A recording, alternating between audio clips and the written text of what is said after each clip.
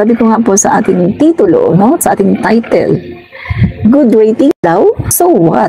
Si Barrabas nga na kriminal ay mas pinaboran pa noon ng mga tao at mas naging sikat pa noon sa panahon na tinatanong ang mga tao, no? Ang mga Israelita, sino ang gusto nyong ipako sa krus, no? Si Jesus o si Barrabas? So, ang sabi po ng mga tao, si Jesus. Pakawalan si Barrabas. Ipalit si Jesus. Ipako sa krus. Yun po ang sabi ng mga tao, no? So, ang isang kriminal po, na katulad po ni Barrabas, during that time, ay mas naging popular sa mga tao. At siya po ang kinatigan ng mga tao at siya po ang pinakawalan. Samantalang ang Panginoong Diyos naman, si Jesucristo, na alam natin na nagpagaling, no, sa mga tao na nandoon, gumawa ng mga himala, tumulong sa mga taong nandoon, pero kanila pong inalipusta at kanila pong ipinapako sa krus. No? So ipinalit po nila si Barrabas na isang kriminal at masamang tao. No? Kaya yung mga natutuwa, no, ng mga DDS na mataas daw ang rating. Okay. So mga kaibigan, alam naman natin na ang ratings, ang mga surveys at ang mga ratings na yan ay minsan hindi naman talaga totoo yan. Ilang beses na napatunayan, katulad na lang ng eleksyon. Naman mga kaibigan, di ba? Kung sino yung mga palaging nasa top, sino yung mga nakapasok sa Magic 12 sa mga survey. Pero nung andyan na ang eleksyon, hindi naman pala sila nakapasok. Katulad na nga lang ni Nancy ni Abby Binay, na pag tinignan mo, parang sure na winner. Pagkatapos, hindi naman pala nakapasok. Diba? So mga kaibigan, itong sinasabi ng mga DDS na to na, maganda yung ratings, no? Maganda daw ang ratings, na okay naman daw ang COA rating ni Sara Duterte. Suriin po natin, suriin natin kung gaano ito katotoo. Okay, sabi po kasi dito sa info, Sara Duterte got a good COA rating. At sabi ng DDS, malinis raw siya. Ano po Okay. Unang-una, maganda daw ang rating, malinis daw. Okay, eto naman ang tanong natin. Malinis ba? Ang alam ko kasi kapag malinis ang isang tao, hindi takot. Bakit takot si Sara sa impeachment? Bakit niya pinipigil ang impeachment? Pumunta pa siya 2 beses sa Supreme Court para pigilan ang impeachment. Akala ko malinis. Ang pagkakalam ko kasi kapag malinis ang isang tao, na katulad ni Sara Duterte na inaakusahan ng napakaraming akusasyon tungkol sa confidential funds, kung siya ay malinis, hindi siya gagawa ng mga paraan para ipadismiss ang impeachment. Kasi kung talagang malinis siya, malakas ang loob niyan. Dahil ilalampaso niya lahat ng mga tao na nag-aakusa sa kanya. Yun ang malinis. Ang taong malinis na inaakusahan ay hindi takot sa lahat ng akusasyon at kayang humarap kahit saan pa. Kahit ilang impeachment pa, haharapin niya yan kung siya ay tunay na malinis. Kaya nga nakakatawa mga kaibigan ang sinasabi nitong mga DDS na to, na malinis daw si VP Sara Duterte. Kung talagang malinis siya, harapin niya itong impeachment. Kayo nga mismo ng mga DDS, ayaw nyo na magkaroon ng trial. Tanungin ko kayo, bakit ayaw nyo magkaroon ng trial? Kasi nga, alam nyo naman na hindi kayang ipagtanggol ni VP Sara Duterte ang kanyang sarili. Hindi niya kayang ipagtanggol ang kanyang sarili dahil unang-una sa lahat, wala naman siyang data para kontrahin itong mga sa kanya ay binabato, no? Wala siyang data at wala po siyang mga facts para kontrahin yung mga ibinabato sa kanya. Kaya po, ayaw po ninyo ng impeachment trial. Diba? Yan lang po yan, ganyan lang yan kadali. No? Kasi kung talagang naniniwala kayo na malinis ang inyong vice-presidente, kayo pa ang magpupush para matuloy ang impeachment. Yan ang katotohanan, no?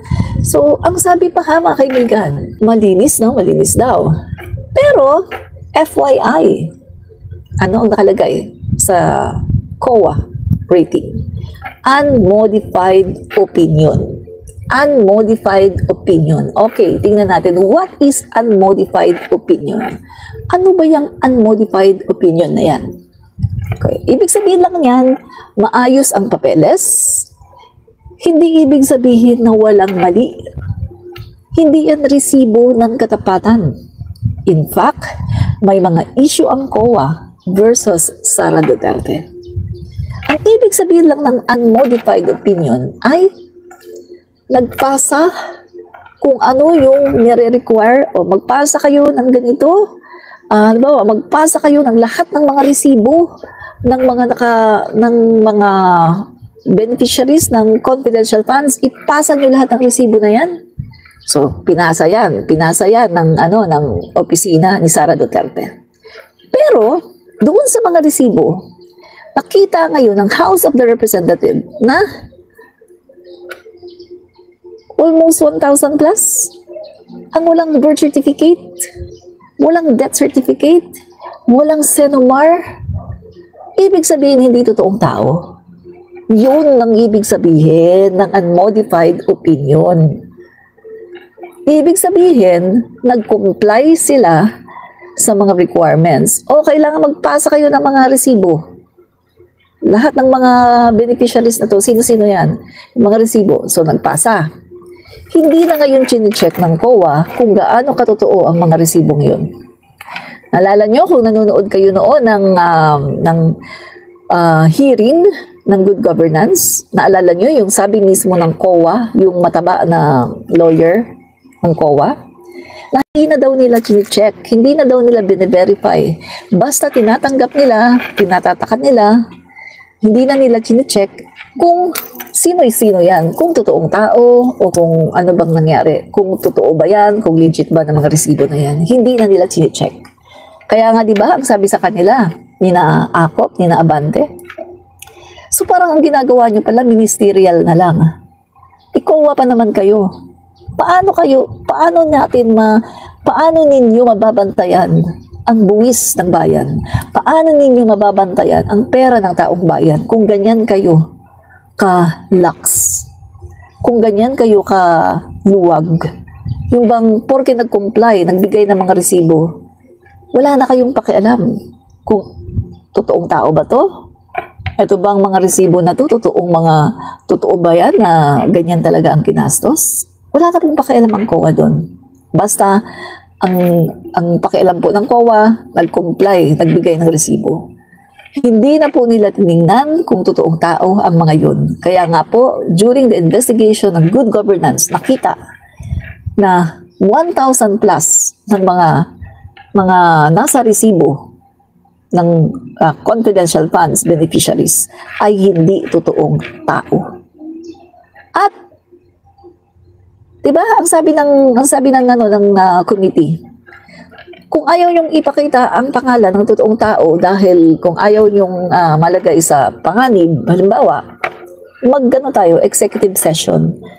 Sila lang, walang reporter, walang media, sila lang.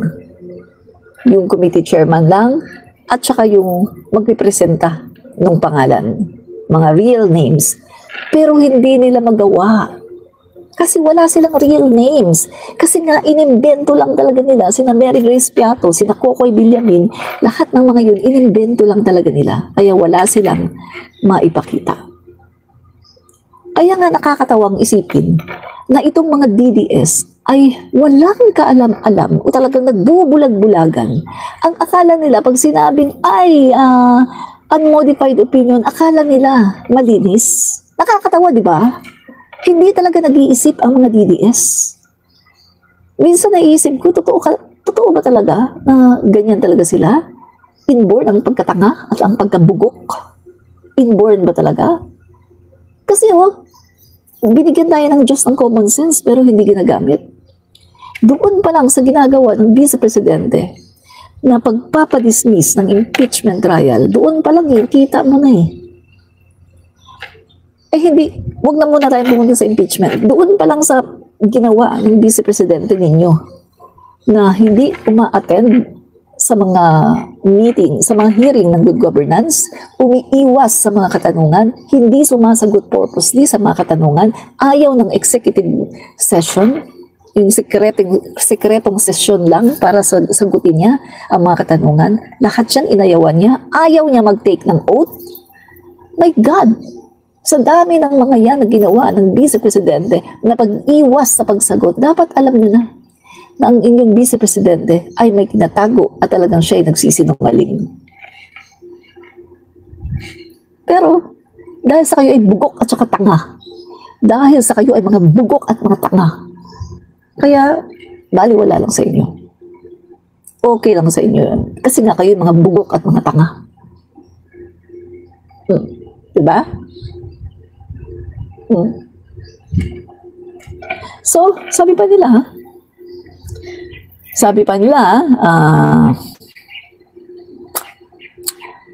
unmodified opinion, no? So, unmodified opinion of COA did not clear OBP of irregularities, no? So, tingnan po natin yung link dito. Okay. So, dito po tayo sa www.coa.gov.ph, no? So, dito po tayo mismo sa COA. Puntahan natin yung COA mismo.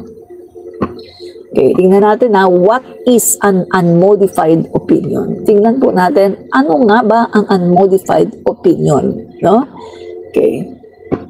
Para malaman po ng mga DDS, ng mga walang alam, ng mga bugok, no?